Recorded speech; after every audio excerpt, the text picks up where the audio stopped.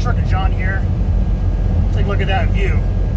I'm sure the camera can't do justice. We're here in Arizona. I'm on the Native American Veterans Highway, which is Highway 89 northbound. Just entered into the Navajo Nation territory. On our way to Utah.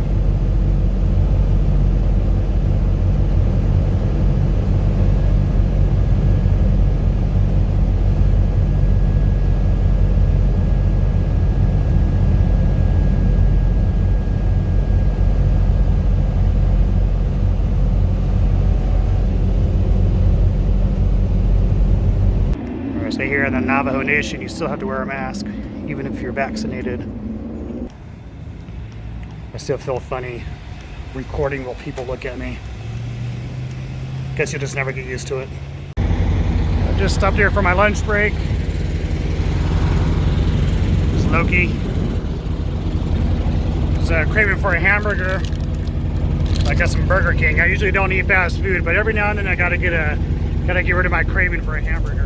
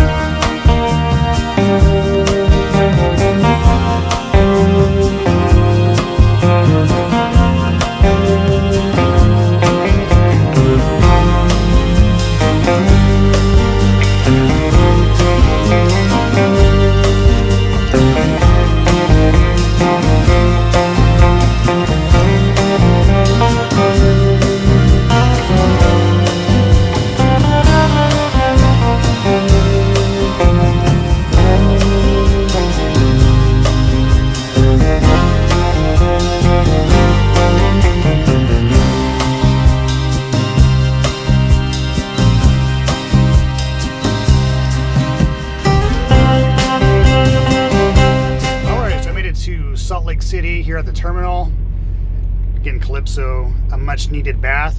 And check this out, I just passed 50,000 miles. That used to be the TNT training miles, right? 50,000 we had to do. Now it's 30, you lucky guys and gals out there that have to only do 30,000 miles. Imagine doing 50 plus. I think I did closer to 70, but that was my choice. I decided to stay on Theo's truck like an additional 2 weeks or something like that. And that was also back before there was a truck shortage. So I had I think it was 8 trucks I had to choose from when I got back to Salt Lake City. I'm not sure what the situation is nowadays. Anyways, we are here for the day. I mean, it's only, almost 1 p.m., 2 o'clock in the afternoon, something like that. And yeah, my appointment's not until 5:30 tomorrow morning, so I'm gonna shut it down here for the day. Enjoy our company cafeteria, probably do some laundry, take a shower. It's gonna be good. It's gonna be good. All right, guys. Yeah, so I guess if I have nothing to show you here in Salt Lake City, I'll just see you tomorrow morning. And good morning from my first drop off here in Salt Lake City, Utah. And well, there's a wait. I'm here at 5:30 in the morning. My appointment's at 5:45. It said arrive 15 minutes before the appointment time, no earlier. So that's what I did. And so I get here, I go and get checked in at the guard shack over there. And they said, yeah, we're a couple hours behind. Probably not going to get to you until 8 this morning. And my next appointment is 8 this morning, so that just means I'm late for my next 2 appointments today. So basically this place screwed me for the whole day. And it just goes to show how outdated our trucking industry is, guys.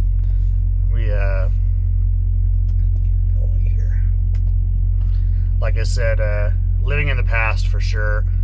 You know, there's got to be a better system in place, not only for appointments, but just everything else in this industry, I tell you, it's very disheartening and very discouraging on wanting to continue in this industry.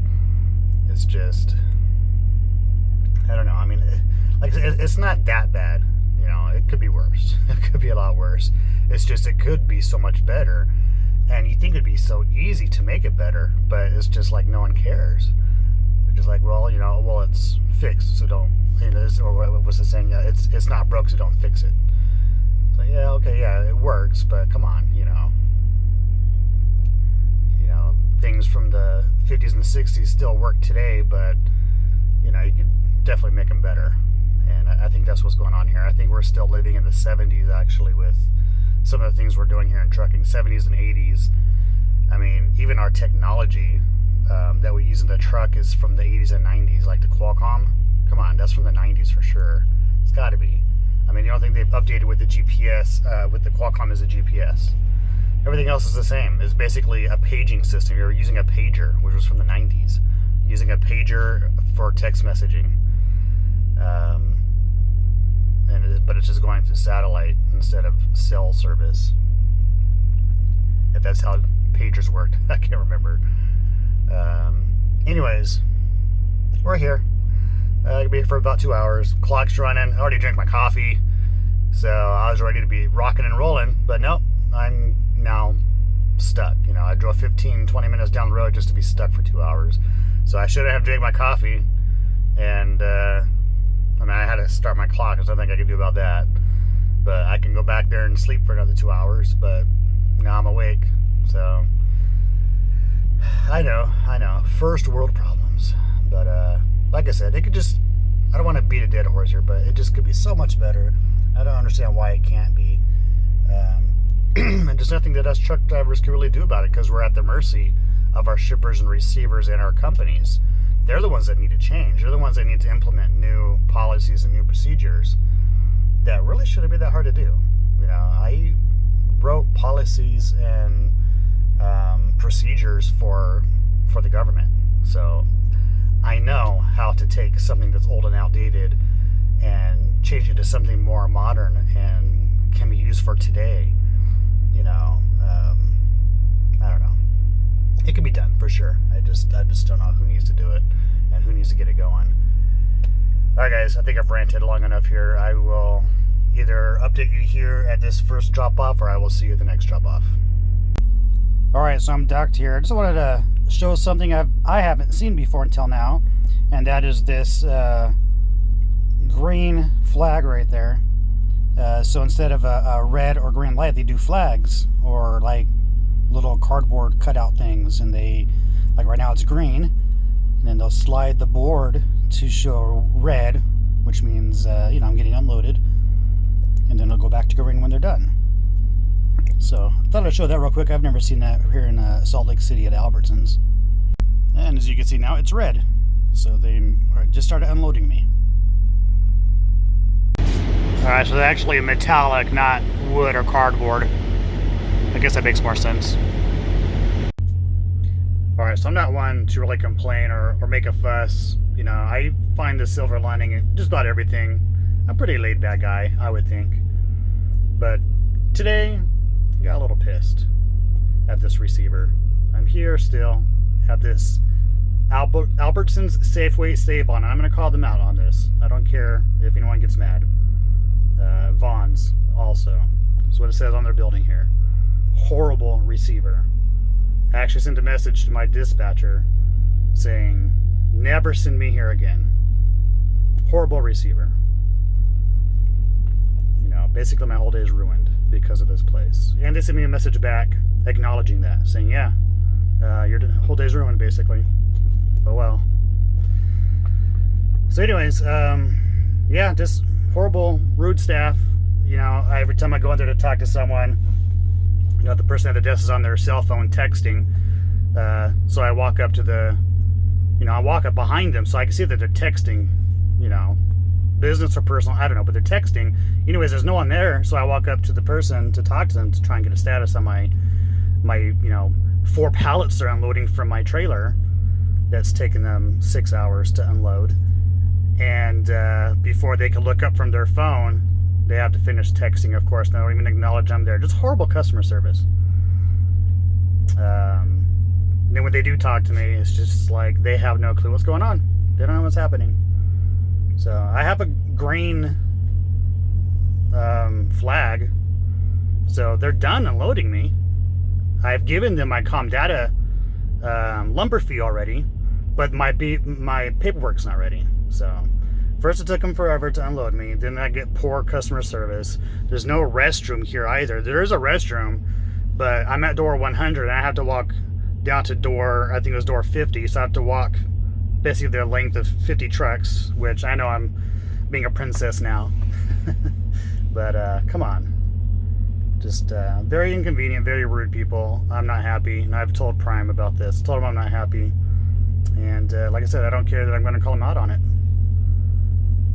I think that's the whole point of my channel here, is to share my experience with you guys, and this is my experience today. Not a good one, and I will call them out on this. So, all right, rant's over. All right, so I got out of there. Yeah, shame on you, Albertsons. Really upset. Very unprofessional staff. Very unhappy with that place. And like I said, I ruined my whole day. So I'm now here at my my second appointment for the day. 6 hours late. Well, no, I'm sorry, not 6 hours. It's 12 noon. My appointment was 8. So 4 hours. So 4 hours late. And of course, my next appointment turned me away. They said I'm late, and I have to reschedule for tomorrow. And I still have another appointment later today. Well, it's supposed to be right now, noon. So I'm technically late for my next appointment all the way up in Ogden, which I don't know off the top of my head, but I know it's not, just the next town over. It's quite a ways away. But still here in the state of Utah. It's just north of Salt Lake City. So I called my dispatch, and it's somebody covering. It's not my normal dispatcher. It's not my fleet manager. But, they're doing what they can, and I can't fault them for that. But I told them that they need to get me off this load. I told them, they said, well, we got to get with sales. They're not their normal thing. Well, we got to get with sales and see what they want to do. So I told them, well, you can tell sales that I told them that I want off this load. I'm refusing this load. You can tell them I said that. I'm refusing this load. Whatever consequences come with that, fine. I don't care. Get me off this load. I told them I'm very upset. I was very disappointed with my appointment this morning. They were very rude to me. I need off this load. And I want another load right away. And so he said he's going to give us sales. He's going to get back to me. And I did tell him also. I said that I'm willing to take this to Ogden to have it unloaded today. I'm still willing to do that. But I'm not coming back to Costco tomorrow. Send me to Ogden to get whatever their portion of the trailer is unloaded, fine. Then I'm coming back to the Salt Lake City terminal to drop this trailer. Or I don't know. We'll see what happens. I mean, like I said, I get paid by the mile, so if I have to come back to Costco to drop off tomorrow morning, so be it. But then I'm gonna have to call Theo and tell him that he needs to call and raise hell, because now he's gonna have to get some extra money out of it because there's a delay. So I don't know what on the lease side, on the owner-operator side, what he gets for that, but we need to push for that. So anyways, I'm just kind of waiting for dispatch to get back to me, and I'll give you guys a heads up. All right, so I made it here to Ogden, Utah. So they did ask that I take it up here.